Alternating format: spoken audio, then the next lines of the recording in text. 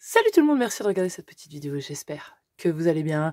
On se retrouve pour un petit tuto assez rapide et assez facile en utilisant un papier de chez Action que j'ai trouvé très récemment. Alors ça doit être un des nouveaux blocs, vous voyez, c'est ce petit panel là. Je les ai trouvés ensemble et pour vous dire, je n'ai pas fait de haul parce que franchement ça sert à rien. Action maintenant je prends vraiment au compte-gouttes et quand ça me plaît vraiment énormément. Et là, bah, vous voyez les couleurs. Si vous me suivez, vous savez que j'adore tout ce qui est coloré. Donc là, je trouvais que le panel était plutôt cool. Et je me voyais pas forcément faire un album. Peut-être plus tard, qui sait, je ne sais pas. Mais voilà, je me suis dit que j'allais l'utiliser aujourd'hui. Je vous montre donc cette collection de papier. Déjà, tout d'abord, c'est la Stay Groovy. Et elle est vraiment trop belle. Bon, j'adore, j'adore trop. Donc, c'est des pages qui ne sont que recto, d'accord? Donc, on a des petites cartes et à chaque fois, vous le voyez, il y a des paillettes. Hop, comme ça. Donc, on a ça, une fois avec paillettes, une fois sans paillettes. Vous voyez, il est trop mignon. Il est tout coloré, donc sans paillettes. Des petites fleurs très printanier aussi, hein, pas forcément années 70 hippie. Mais voilà, ça peut faire très printemps, très Pâques. Très rigolo aussi, vous voyez, des smileys, le Stay Groovy. Très rétro aussi, hein, forcément. Alors ça, très psychédélique. Vous voyez, celui-là, il est trop beau. On a le même ici avec les paillettes. Il est vraiment trop joli. Moi, en tout cas, j'aime beaucoup, hein, forcément. C'est très enfant aussi. Hein. Voilà. Encore les petites marguerites. Hop, cette page tie and dye. Voilà, très géométrique. Encore des petites fleurs et des petites fleurs. Donc on a celui-là et il y avait ça aussi. Alors ils en faisaient il y a un moment, je crois que j'en ai encore des autres. Donc on a un panel de papier. Est-ce qu'il y a l'épaisseur? Vous voyez, c'est marqué 180 grammes en haut là. Donc c'est des 180 grammes. Et là il y a un beau panel, hein, vous voyez, de couleur pastel. Franchement, ça c'est assez sympa. À voir ceux-là, mais les autres qui étaient dans la même gamme, à savoir qu'ils ne supportent pas le pli. Parce que vraiment, ça aime pas trop. Ou alors, il faut vraiment y aller doucement. Je me rappelle que j'avais déjà fait et que ça ne marchait pas. Là, c'est les papiers pailletés. Par contre, ils sont plutôt fins et glacés derrière. Donc là, ça va être compliqué à travailler. Plus pour des découpes, j'irais dire. Et voilà, vous voyez à peu près hein, ce que ça donne. Et le projet qu'on va faire aujourd'hui, bah oui, c'est une petite lunchbox. Donc ça, c'est mon prototype, vous voyez, que j'avais fait en test. Mais j'avais déjà vu ce principe-là, je ne sais plus où, ça fait longtemps que j'ai fait le prototype, hein. Ça fait des mois, passer vraiment en photo, je crois, en image, et je n'ai pas trouvé de tuto ni sur YouTube ni ailleurs, et je me suis dit que j'allais essayer de le faire. Donc j'ai fait ce prototype-là, vous allez voir, c'est super simple, hein. Il faut juste une feuille 30-30 et du papier uni ou du papier design, hein, pourquoi pas ça, peu importe, c'est vous qui voyez. Moi, je vais prendre du papier uni et c'est tout ce qu'il vous faut. Ça, alors moi, je l'appelle une lunchbox, mais à réflexion faite, ça pourrait très bien aussi servir de petit coffre à pirates. Donc ça peut faire quelque chose pour un petit garçon, admettons. Ça peut faire aussi une boîte pour un album. D'ailleurs, je pense faire l'album qui va aller dans cette boîte. Si vous voulez le tuto de cet album, dites-le moi en commentaire. Hein. Moi, j'aime bien savoir votre avis, vous le savez. Pour faire ceci, il vous faut donc une page, une feuille design 30-30 et un papier uni. Et je vous disais que ça ne se plie pas le papier là. Bah, ma foi, on va le tester, on va essayer parce qu'il va falloir faire des plis. Déjà, vous voyez, quand vous l'enlevez, ça s'arrache un peu. Coup-ci, coup-ça. Hein. Et en papier design, j'ai choisi celui-là. Je le trouve trop cool, trop rigolo, trop... J'aime bien. Voilà, il y en avait des autres que j'aimais bien, mais celui-là, je le trouve très coloré, très été aussi. Donc voilà, allez, en avance, c'est parti. Voilà, donc on se munit de son massicot et de sa feuille design. Donc je vous conseille de prendre une feuille qui n'a pas de sens réellement, sinon ça va être compliqué, ça va être un peu désordonné. Prends une feuille qui se regarde dans n'importe quel sens et quand tu vas la plier, ça va rejoindre nickel. On va commencer par couper la poignée, qui vous voyez est comme ceci, que j'ai voulu vraiment... comme les poignées métalliques, vous savez, qui normalement sont un peu trouées ici. Donc on va faire ça et on la coupe d'abord pour après ne pas avoir à jauger nos longueurs. Enfin bref, vous allez comprendre. Donc on va couper à 3,5 sur toute la longueur, d'accord? Cette bande de 3,5, on la met de côté. Ça, c'est fait. Maintenant, on repivote, vous voyez. Bon, moi j'ai coupé comme ça. On repivote dans l'autre sens. Et on va couper deux morceaux de 14 cm. Donc là, peu importe la longueur, on va la retailler après. un premier morceau et un deuxième. Hop. Voilà. Et ensuite, il y a un premier morceau qu'on va couper à 20. Ok. Hop. Sur ces 20 cm, on va faire un pli à 9. Hop. Et doucement, hein, les plis sur les papiers action, je vous le répète, mais faut y aller tranquille. Hein.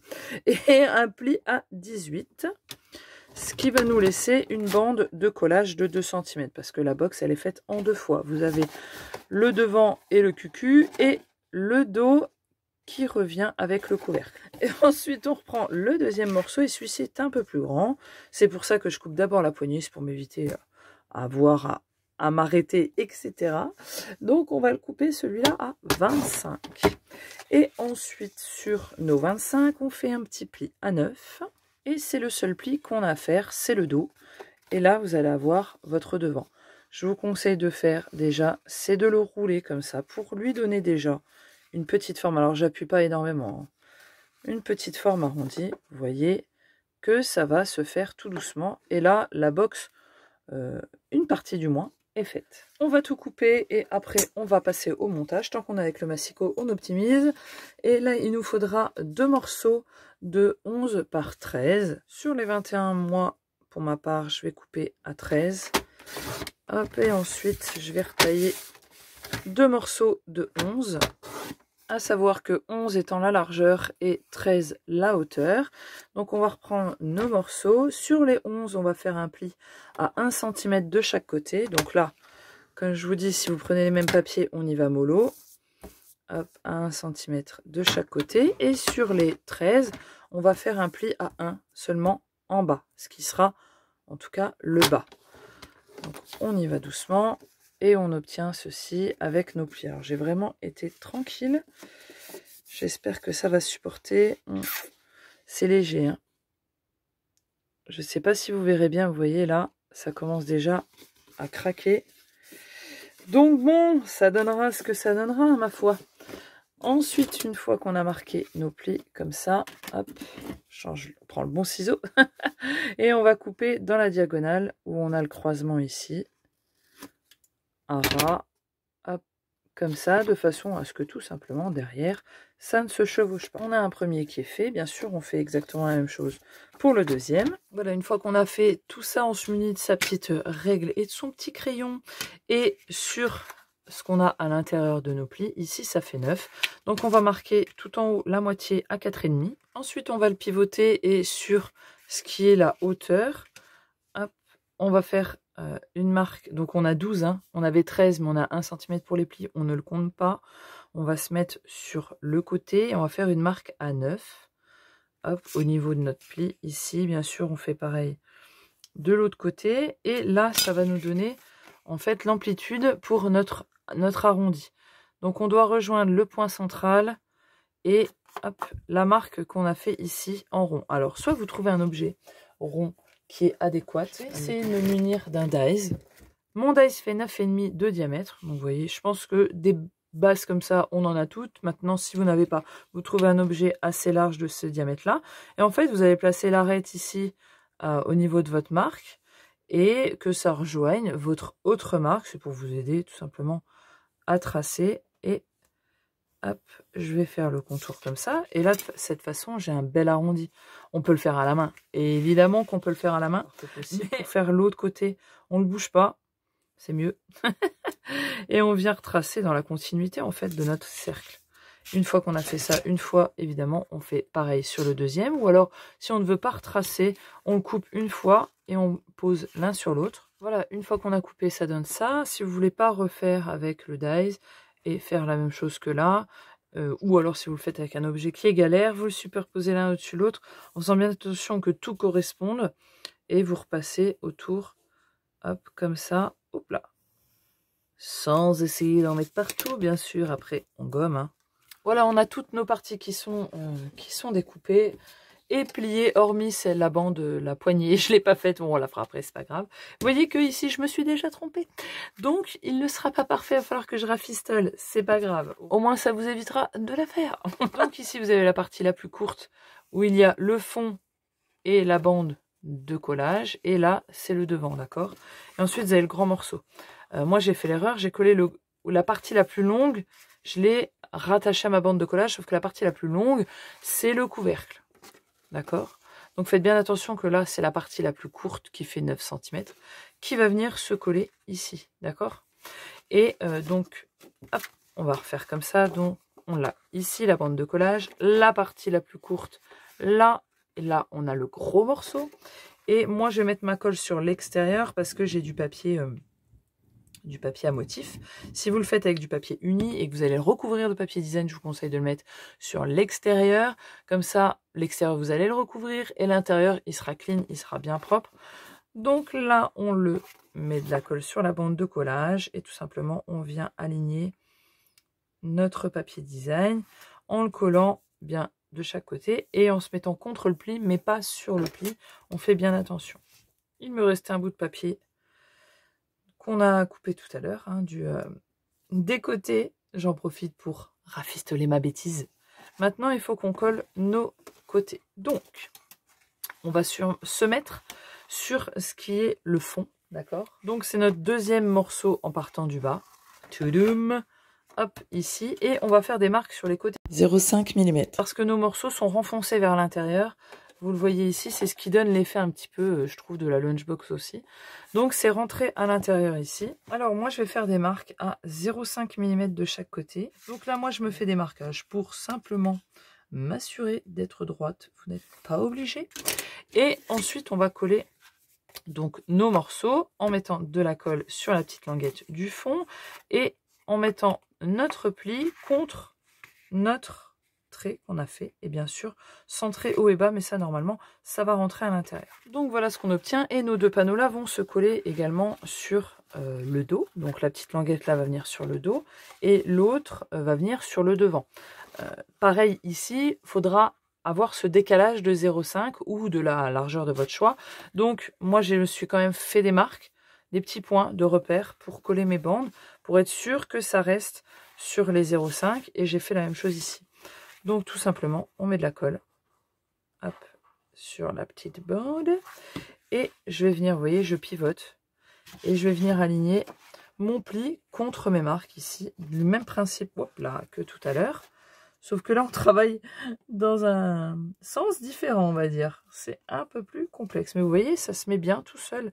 J'ai mes doigts à l'intérieur, et ma foi, ça va tout seul. On a fait ça ici. Je vais faire déjà l'autre côté aussi du même sens. Et je viendrai après finir avec le devant. Et voilà ce qu'on obtient. Et normalement, si vous le mettez pleinement contre, vous allez avoir à peu près 4,5 cm ici qui se chevauchent. Et ça donne quelque chose comme ça. Le côté là, j'ai dû mal faire quelque chose. Assez rapidement, je pense. Faites-le plus calmement. Mais ça dépassait sur le devant. Alors, je ne sais pas. Mais moi, je crois que j'ai un problème avec mon massicot qui doit plus couper parfaitement. Enfin, je dois avoir un problème parce que c'est pas la première fois qu'à chaque fois j'ai un décalage dans mes coupes. Bref, ça c'est autre chose. Donc on a fait ceci et maintenant on va passer à la poignée, et il nous faut un morceau de 23, donc sur nos 3,5, et on va faire des plis. Donc on va faire un premier pli à 1,5, ensuite à 3,5, hop, à 5,5, ensuite à 17,5, ensuite 19,5, et le dernier on rajoute 2, 21,5. Donc on a notre bande, il va falloir qu'on la plie dans ce sens-là, en sachant que, vous voyez, on a la bande en dessous de collage. Donc la première, on va le plier vers l'intérieur, ensuite vers l'extérieur, vers l'intérieur. On va obtenir ceci.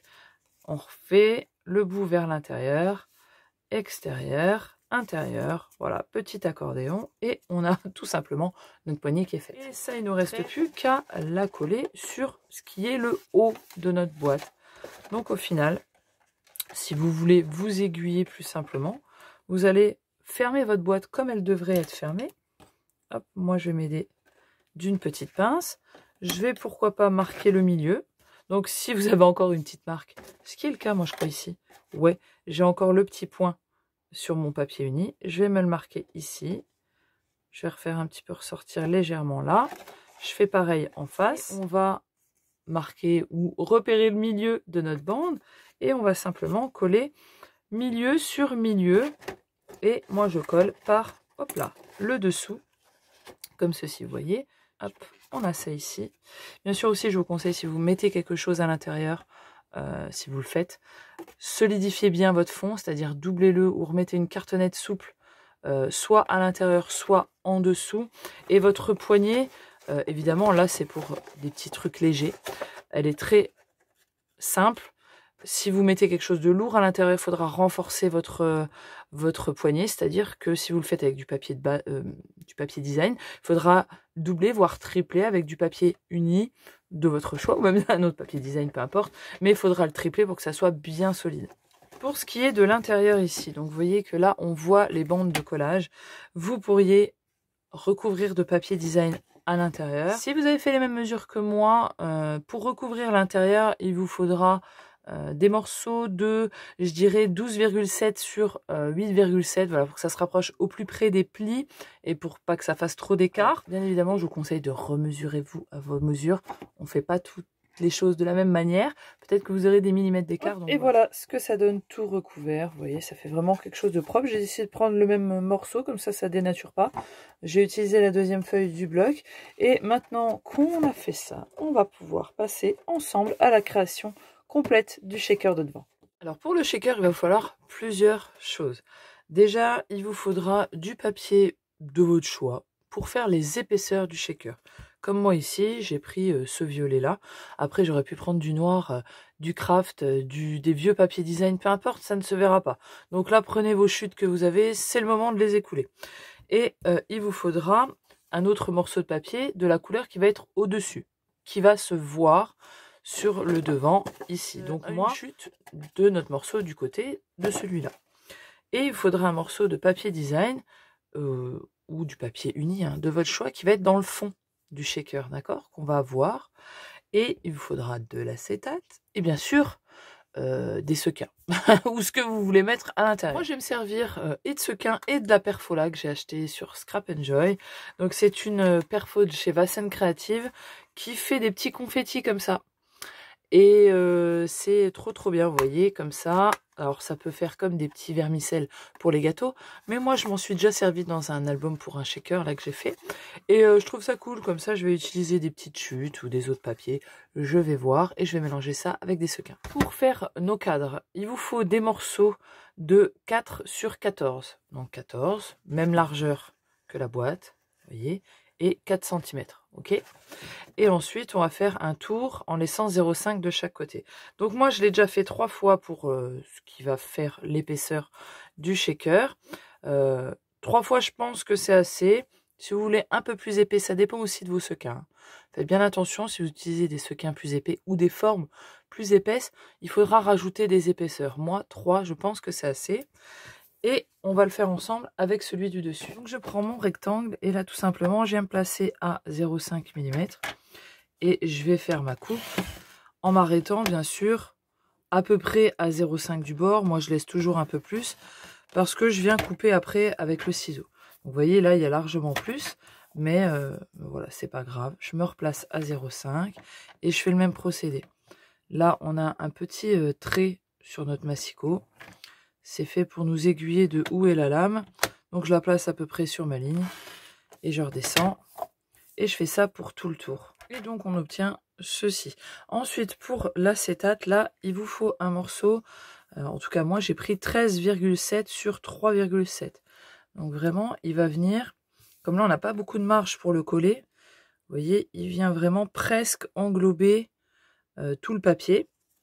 Pour le coller, soit vous prenez de la colle, soit vous allez devoir prendre du double face de 3 mm, voilà, le plus petit qu'il y ait, pour mettre sur tout le tour et coller votre acétate. Pour le papier de fond, j'ai décidé de prendre une chute, hein, je me fatigue pas, et je prends un morceau de 14 sur 4, exactement la même taille que nos morceaux cadres, sauf que celui-ci, je le laisse plein. Pour agrémenter mon shaker, j'ai décidé de mettre un mot à l'intérieur. Alors ça, c'est un dice que j'ai eu sur AliExpress. Je pourrais pas vous mettre le lien parce que je pense que il ne sera plus valable, ça fait très longtemps. Et j'ai découpé le fond comme ça, pour information. dans ces blocs-là de chez Action. Genre, ça fait 3-4 ans que je les ai. J'ai acheté ça au tout début. Vous voyez ma passion pour les paillettes et l'holographique.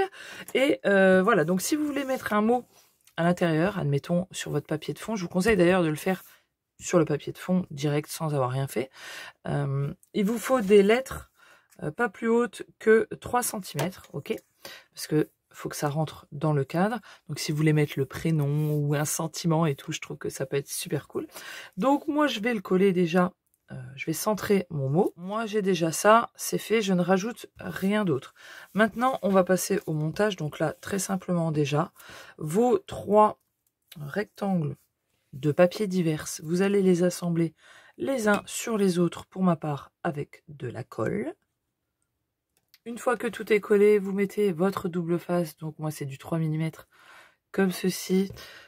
On le maroufle bien pour pouvoir enlever l'opercule facilement. Je vous conseille vraiment de faire vraiment le tour pleinement. Faut pas qu'il y ait un endroit où il n'y ait rien. Vaut mieux que ça se chevauche que il n'y en ait pas du tout. Donc voilà, n'ayez pas peur. Une fois que vous aurez tout enlevé l'opercule, vous collez votre petit acétate. Voilà, comme ça, vous voyez, je l'ai collé ici. Et donc, par-dessus ça, on colle notre cadre final, ce qui sera le cadre final, d'accord? Donc là, c'est pareil, on refait la même chose, on refait le tour avec le double face. Faites attention quand vous collez votre cadre supérieur, si vous mettez du double face, vous n'avez pas de deuxième chance. Maintenant, je vais placer mes sequins, ce que j'ai envie ici. J'ai déjà mis le double face, alors j'ai mis du double face à l'intérieur pour que ça colle rapidement. Si vous mettez de la colle, vous pouvez très bien mettre de la colle, parce que là c'est du papier. Il faut plus toucher au shaker avant que ça sèche. Parce que si jamais ça a dégouliné, vos sequins vont venir s'accrocher et voilà, ils vont rester agglutinés dans un coin. Donc c'est pour ça que là j'ai mis du double face. Donc maintenant je vais prendre ma perfo, je pense que je vais mettre un petit peu de celui-là dans le fond. Ça reste à l'intérieur du coup. Hop. Par contre, c'est pas très hermétique, hein. Vous voyez que ça tombe. C'est pas terrible, terrible. À ce niveau-là, au niveau du... pour information, c'est pas top. Vous voyez, il y a un bac, mais au final, il sert pas à grand-chose, parce que là, c'est ouvert. Donc, dites-moi voir l'intérêt. Je ne sais pas. Voilà, j'ai rajouté des paillettes violettes, à savoir que dans les sequins, enfin, ce que j'appelle les sequins, pour mettre dans les shakers, moi, je trouve qu'il y a deux sortes. Il y a les légers et les lourds. Les lourds, c'est tous ces types-là. Donc ça, à savoir, si vous cherchez sur AliExpress, c'est des trucs à nail art pour les ongles. Ça, ils vont être lourds, en plastique, lourds. Et vous avez tout ce qui est léger, c'est-à-dire les paillettes et les flocons comme ça. Qui, hop, je vous montre comme ça, qui vont avoir tendance à se coller au plastique. Donc ça peut être bien pour donner un effet même de paillettes au plastique, si vous en avez des transparents. Et vous avez les lourds qui vont avoir tendance à rester au fond et à shaker. Moi, j'aime bien mettre les deux. Donc là, je vais mettre ça. Qu'est-ce que je vais mettre avec? Peu importe, on va mettre un petit peu d'étoiles. Et puis, on va mettre des petits cœurs. Voilà, vous voyez, moi, je reste dans les couleurs un peu soft et assez petits. Parce que plus l'endroit est petit, plus on peut mettre des petits. Plus c'est gros, plus on peut mettre les gros sequins. En tout cas, moi, je fais comme ça. Je vais arriver à les mettre, c'est promis.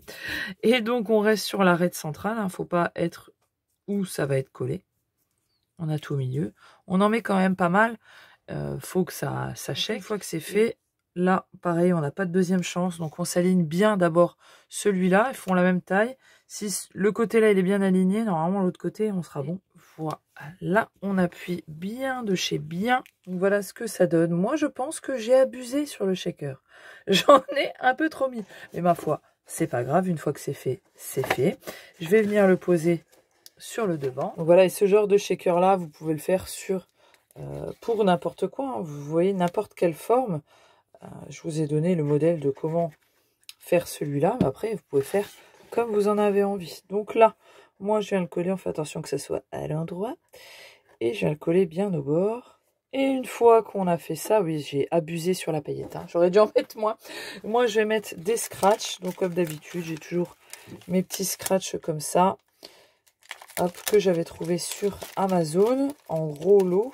Donc je viens les mettre ici où on a collé notre shaker à l'intérieur. J'en mets un deuxième. Je mets les autres attachés en fait. Là, on a le côté collant. Hop, et simplement, je vais venir aligner. Alors, je fais attention que ça colle pas. Vous voyez, pour que ça soit bien, que ça prenne bien la forme. Hop, et surtout que ça soit aligné de chaque côté ici. Je vous conseille de mettre un point de colle, hop, comme ça dessus, parce qu'il n'y a aucun moyen d'appuyer. Donc, vos scratchs ne vont pas forcément coller. Et quand vous allez enlever, du coup, vous aurez la marque et vous pourrez les reprendre pour pour les coller, tout simplement. Donc voilà ce que ça donne pour notre petit contenant comme ça. Alors très simplement, bien sûr, là c'est la version vraiment simple, même si on a un shaker, elle peut être beaucoup plus sophistiquée en renforçant la poignée, en renforçant le fond. Et pourquoi pas, ici le papier est plutôt fluet, pour utiliser du papier beaucoup plus épais pour faire quelque chose de beaucoup plus solide. Et voilà, vous avez un beau petit contenant qui pourra venir accueillir vos petites surprises pour une scrap copine, pour un petit album, un mini-album, hein, bien évidemment. Voilà, des petits bidules, un cadeau de fin d'année, pourquoi pas, pour les maîtresses. Ça peut être un contenant super sympa, de la boîte à goûter de la maîtresse, ça peut être super cool. Voilà, on en a fini pour ce petit projet. J'espère qu'il vous aura plu, que vous allez passer un bon moment à scraper. Et ma foi, je vous fais des bisous. À la prochaine vidéo. Ciao, bye bye.